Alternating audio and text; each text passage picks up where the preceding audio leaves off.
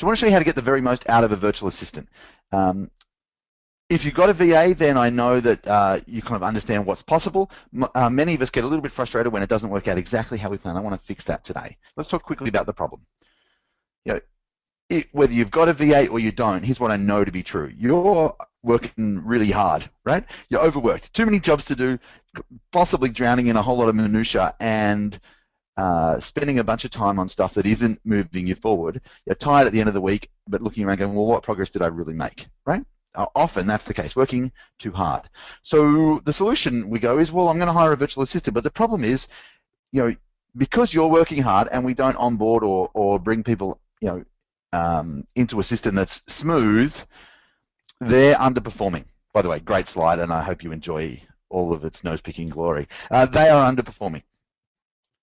So they mean well, they're good people, but they're just not delivering the kind of results that you're after. And the truth is that it can take a while to get somebody pro level. You buy them all the tools, you get them set up with the right technology, and your Skype and your headset and your Mac if you're like me, or your PC if you do it the other way.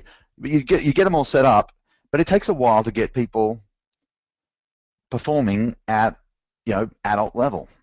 And so that's frustrating. You end up going, well, I'm going to do it myself. But there's a danger, if you have to do it yourself forever, number one, it's tiring. Number two, that's where mistakes happen. I don't know about you. I'm a really bad DIY person. I completely suck at that stuff. So doing it yourself is possibly the worst way to get this stuff done. That's the bad news. You're overworked. They're not performing. It takes too long to get them up to speed, and you end up going, oh, I'm just going to have to do this myself forever. And you resign yourself to doing jobs that that you're not good at. That's why we're on this session today.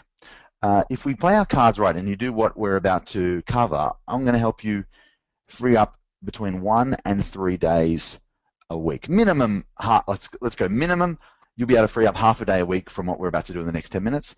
Probably a day, and if you're super intense about it, more.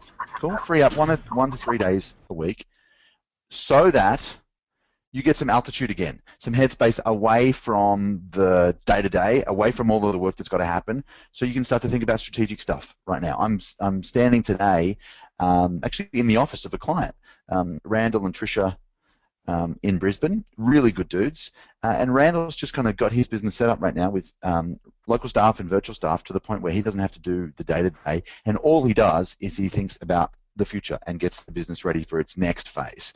I want you to have that kind of headspace, even if it's half a day or a day a week to work on your stuff. So number one, you'll get the headspace. Number two, all of the details will be taken care of by somebody with a little savoir-faire, a little bit of skill in this regard. So you want your own kind of personal concierge who's there to help make things happen, right?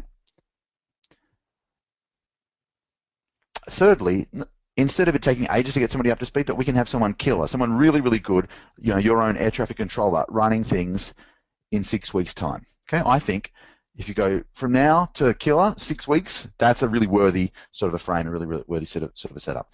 What's the end result of this? Well, if you do these three things, if we set things up so that it frees you up, all of the details, all the kind of nitty-gritty gets taken care of, and you've got somebody who's killer taking care of things, sweating the details, the end result is that you get to do only the things that you completely rock at. And it doesn't mean you have to hire somebody who's a pro at the start. Quincy, who works with me in the Philippines, she does all sorts of stuff for us.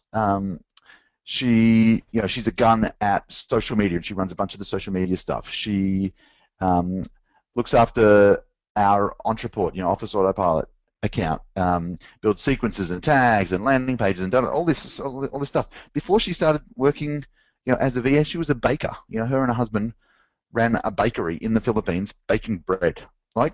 Cool. I want you to get the idea that you don't need to hire a pro. You can easily have someone become pro really fast.